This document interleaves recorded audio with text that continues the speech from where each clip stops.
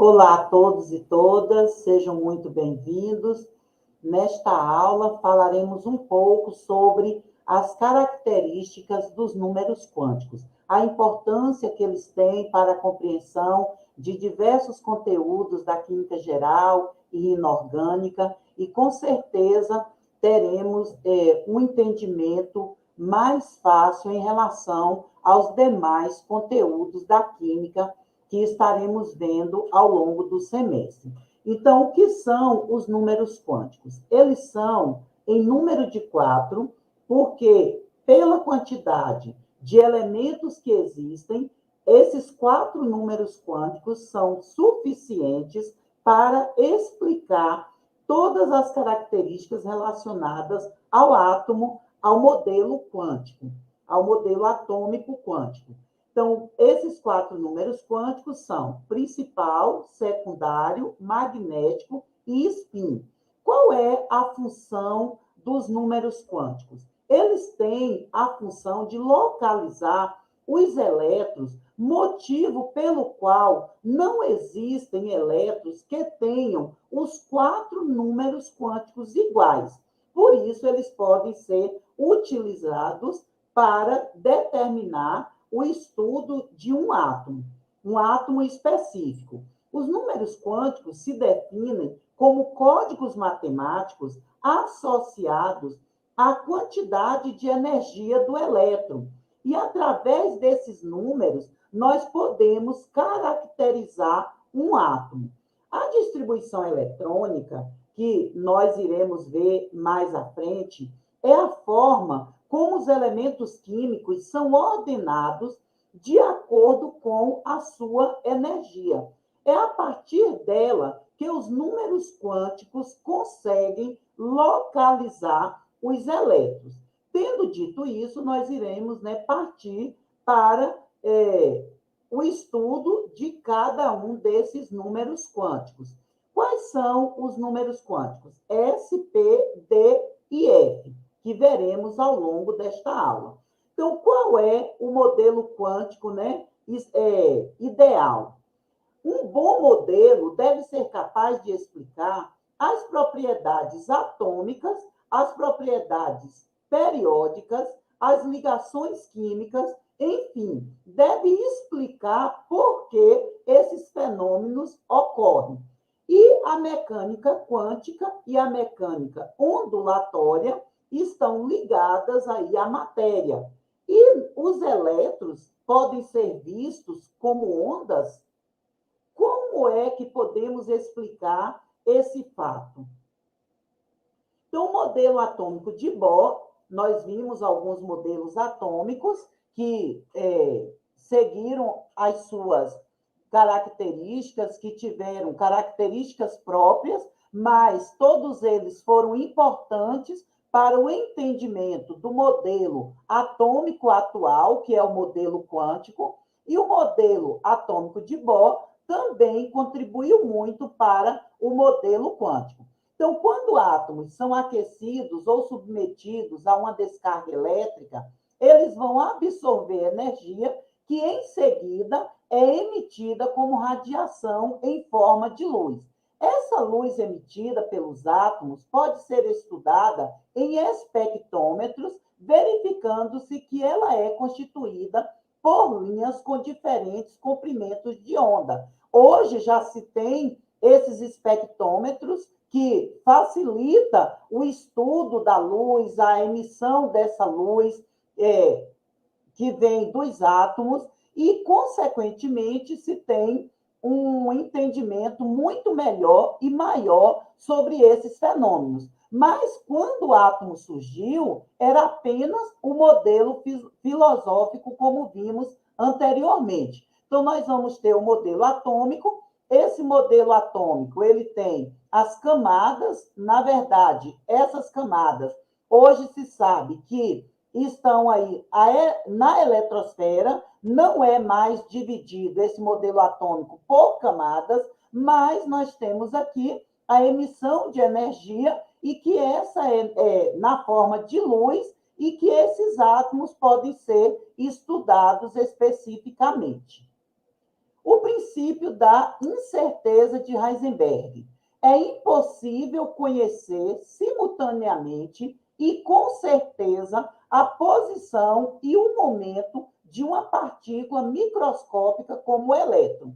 E aí, a partir desse princípio da incerteza, se começou a chegar a novos conhecimentos que são ditos a respeito do modelo quântico atual, do modelo atômico quântico.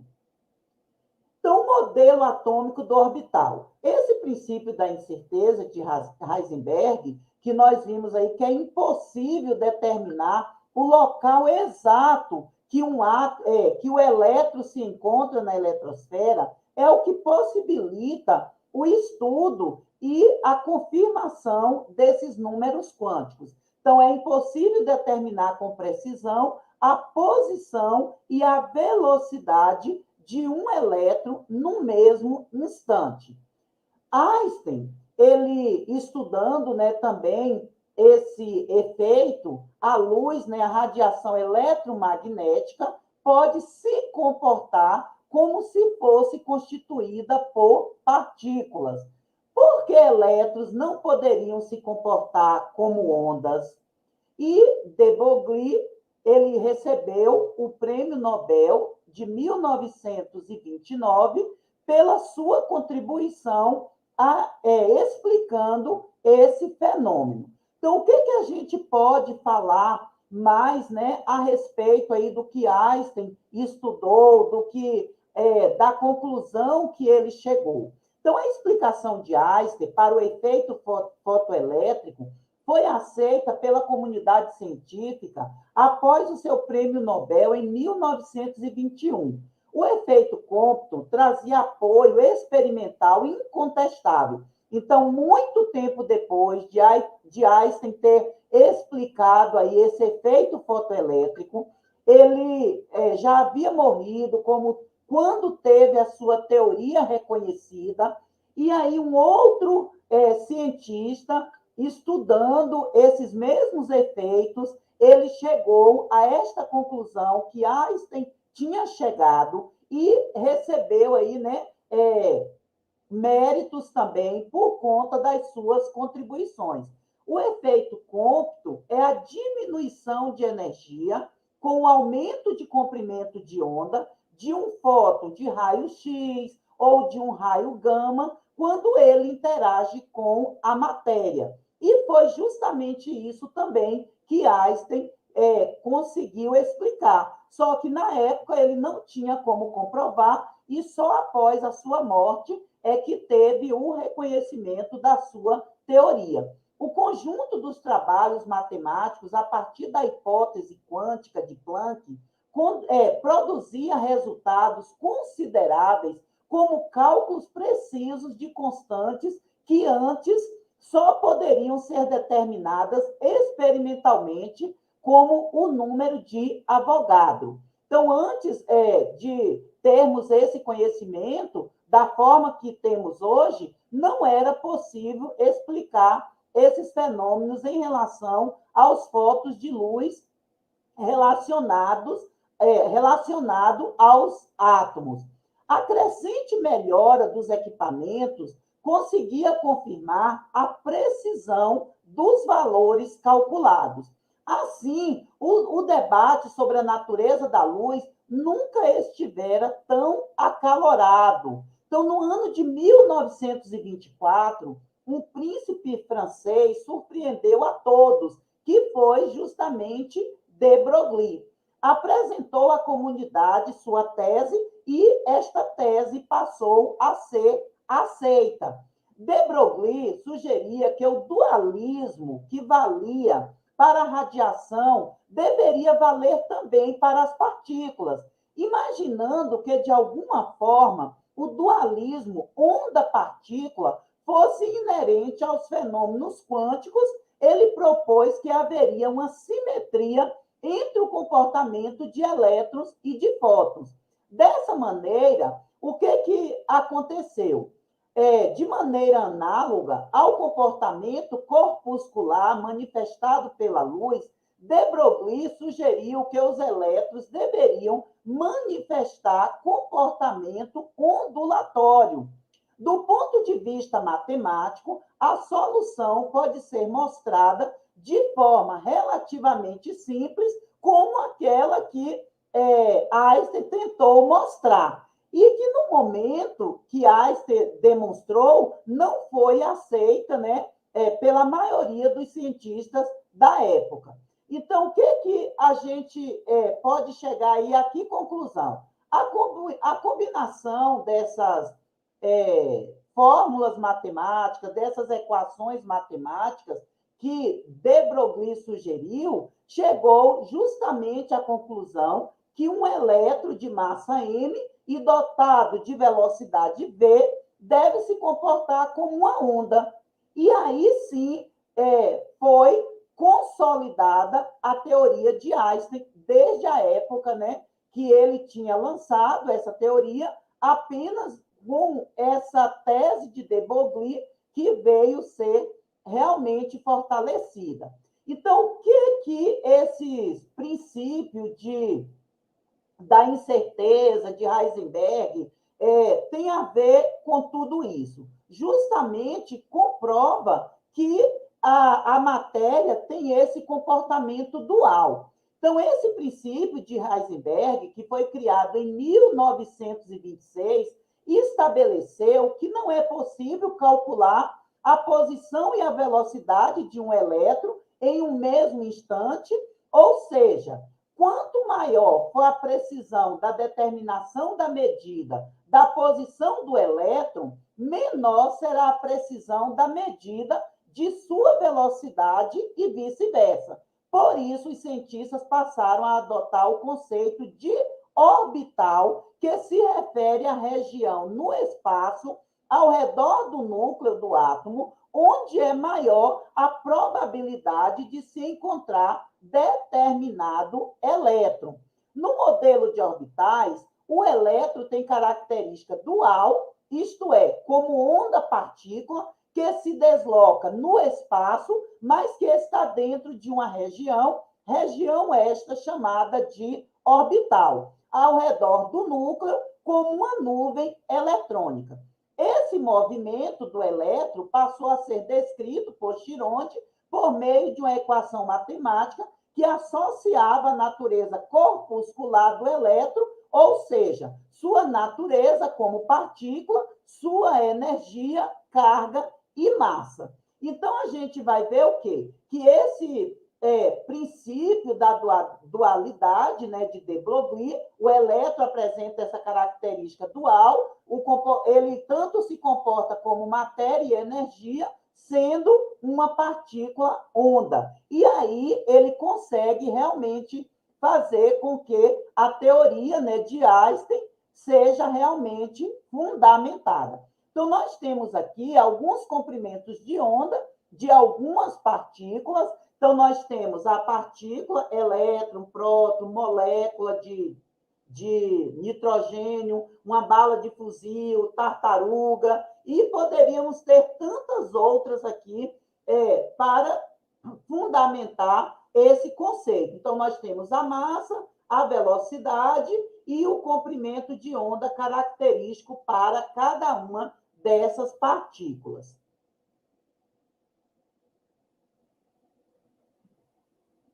Temos aqui um modelo de difração da luz e aqui a representação da difração de elétrons. A expectativa clássica e, experimentalmente, como esses elétrons se comportam. Um elétron em um átomo tem o comportamento de uma onda estacionária, possuindo diversos modos de vibração, com vários números, formas e orientações de nós e antinós. Então, nós temos aqui esse comportamento do átomo, ondas estacionárias, e que hoje é bem representada por conta aí, né, de equipamentos mais sofisticados, o desenvolvimento aí da tecnologia favorecendo explicações de teorias que antes não se tinha como ter uma explicação melhor e mais fundamentada. Então, os elétrons se comportam como ondas tridimensionais que criam esferas de raio R e não percorrem órbitas simples. E aí, cada teoria que vai surgindo vai se comprovando essa característica dual da matéria. Chironde, baseado nesses dois princípios, né, nos princípios anteriores vistos, ele criou o conceito de orbital, que orbital é a região onde é mais provável encontrar um elétron. E, com isso, nós temos, né, o modelo quântico atual. Então, durante o processo algébrico da solução da equação de Chironde, surgiram naturalmente códigos matemáticos relacionados com a energia do elétron, que são denominados de números quânticos. A partir daí, nós começamos a ver, né, começamos a entender um pouco sobre esses números quânticos. Como eu disse inicialmente, são 4 números quânticos: número quântico principal, número quântico secundário, azimutal, secundário ou azimutal, número quântico magnético e número quântico spin. O conjunto de números quânticos nunca se repete para 2 elétrons em um átomo.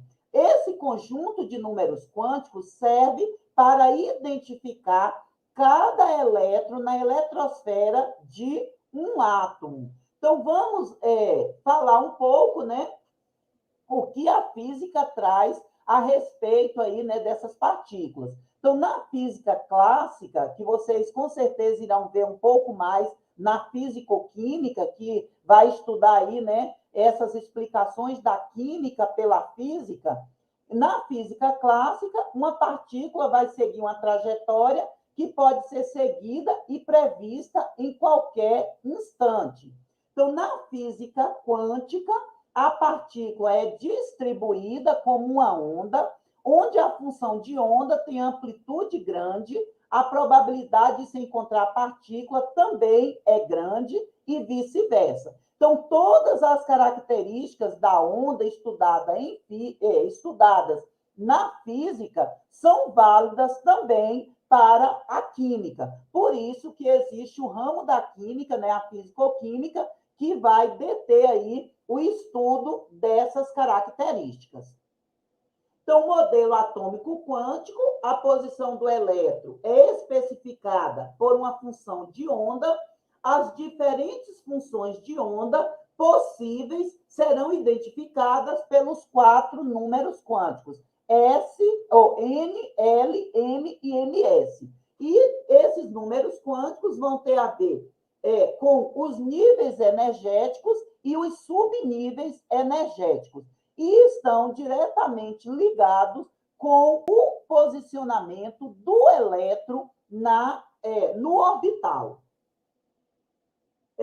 Tivemos também a contribuição de Paul Dirac, que calculou as regiões de probabilidade e determinou os 4 números quânticos: principal, secundário, magnético e de spin. O princípio da exclusão de Pauli está diretamente ligada a esses números quânticos também, e Pauli conseguiu deduzir que a natureza não permite que no mesmo átomo existam 2 elétrons com a mesma energia. Sendo assim, nós vamos ter o conjunto de números quânticos para cada elétron, e justamente porque não existem 2 elétrons com a mesma energia, em estados em que coincidam os 4 números quânticos. Então, cada elétron é caracterizado por 4 números quânticos específicos. Então, o número quântico principal indica o nível de energia do elétron no átomo, ou seja, qual o período que este elemento químico, que este átomo se encontra. Então, entre os átomos conhecidos, em seus estados fundamentais, N vai variar de 1 a 7. Por que N varia de 1 a 7? Porque nós temos na classificação periódica 7 períodos. ou seja, 7 níveis energéticos. Se tivéssemos 250 elementos, outros níveis seriam criados, 8º, 9º, 10º e assim sucessivamente, e, consequentemente, o modelo quântico explicaria esses novos níveis de energia também, porque o modelo quântico, diferentemente dos anteriores, ele é baseado aí na característica dual da partícula onda. Então, nós temos aí N variando de 1 a 7 e o número máximo de elétrons em cada nível é dado por 2N ao quadrado. Então, o primeiro nível é a camada K, com 2 elétrons. O segundo nível, L, 8 elétrons. Terceiro nível e quarto nível, quinto, sexto e sétimo, é dado pelas camadas M, N, O, P e Q, com, respectivamente, 18, 32, 32, 18 e 8 elétrons em cada um desses níveis, dessas camadas. Então, para que fique fundamentado, os níveis de energia são as camadas eletrônicas, que esses níveis de energia se referem às 7 camadas eletrônicas com os seus respectivos números máximos de elétrons. Então, o número quântico secundário ou azimutal, então, o número quântico principal é dado pela letra N, o número quântico secundário ou azimutal é dado pela letra L, indica a energia do elétron no subnível. Como nós temos 4 subníveis, esse valor vai de 0 a 3. O subnível S se refere a 0, P a 1, D a 2 e o F a 3. Isso vai depender do elétron mais energético quando nós fazemos a distribuição eletrônica. Então, o número máximo de elétrons em cada subnível é dado por 2L mais 1. Então, sempre que nós tivermos aí, né, o número quântico secundário ou azimutal, levaremos em conta o subnível energético. Então, S é 0, número máximo 2, P é o segundo subnível, número quântico L1, máximo de elétrons 6, D é o terceiro subnível, que o número quântico secundário é 2, o F é 3, o subnível D comporta até 10 elétrons e o subnível F até 14 elétrons. O número quântico magnético. O número quântico magnético especifica a orientação permitida para uma nuvem eletrônica no espaço, sendo que o número de orientações permitidas está diretamente relacionado à forma da nuvem designada pelo valor de L. Então, dessa forma, este número quântico pode assumir valores inteiros de -1 até +1, passando por 0. E para os subníveis S, P, D e F, nós temos o número quântico secundário 0, número de orbitais 1, o valor de M 0. Para o P, nós temos o número quântico secundário 1, 3 orbitais, que vai de -1 a +1. O subnível D, nós temos o número quântico secundário 2, 5 orbitais, que vai de -2 a +2. E o subnível F, nós temos aí o número quântico secundário 3 e número de orbitais 7. E os valores do número quântico magnético vai de -3 a +3.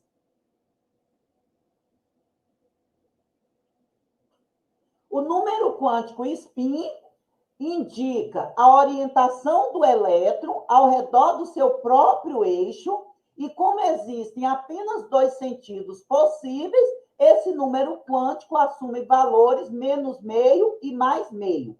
No sentido horário, nós vamos considerar +meio e no sentido anti-horário, -meio. Isso foi convencionado quando se fala que houve que foi convencionada, é porque houve uma convenção entre vários países e se determinou que, após os estudos, qual convenção seria estabelecida para indicar um determinado nome, uma determinada característica, um determinado fenômeno.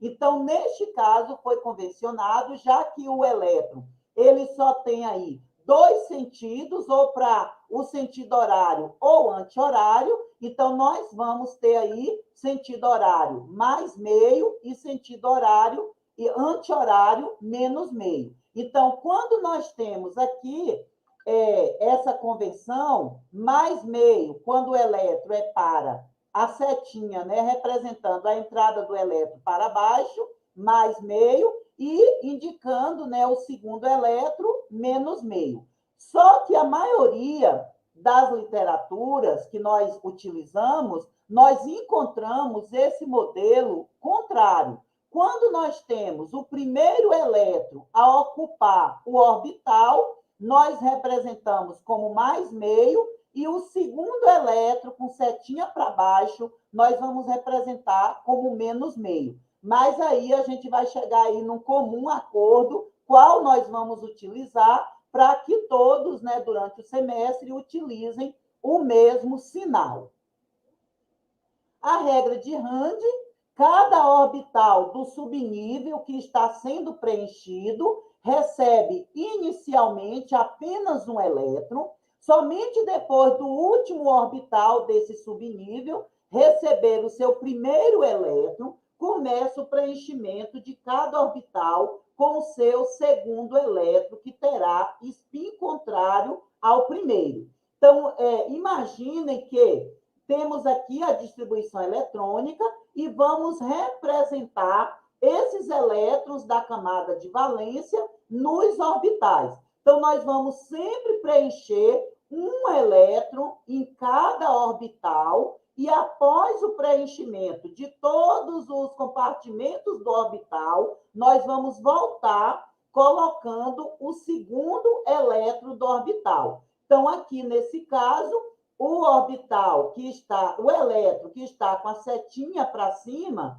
nós podemos dizer que tem spin horário, né, no sentido horário, podemos dizer que é mais meio ou menos meio, aí a depender, né, da literatura que nós vamos consultar, nós podemos encontrar das duas formas, e o segundo elétron é o spin anti-horário, que nós podemos também, né, aí, convencionar qual sinal que iremos utilizar. Como se trata aqui de 3D6, então nós temos aqui 3 é o número quântico principal, o número quântico secundário ou azimutal, S é 0, P é 1, D é 2. Então, o número quântico secundário, 2, e o número quântico magnético é onde está o quê? O último elétron a ocupar o orbital. Então, seria o número quântico magnético, seria o quê? Menos 1, porque é o orbital em que está o último elétron que foi adicionado aqui, né, após fazermos a configuração eletrônica. No próximo vídeo, nós daremos continuidade aí ao conteúdo. Temos aqui, né, alguns créditos, né, para esse slide, e que depois eu estarei enviando os slides, né, aí para a turma, para que vocês possam dar uma lida e aprofundar mais aí no conteúdo. Então, até o próximo vídeo, até a próxima aula. Espero que vocês compreendam aí a forma que eu estou falando. Um beijo no coração de vocês. Até mais.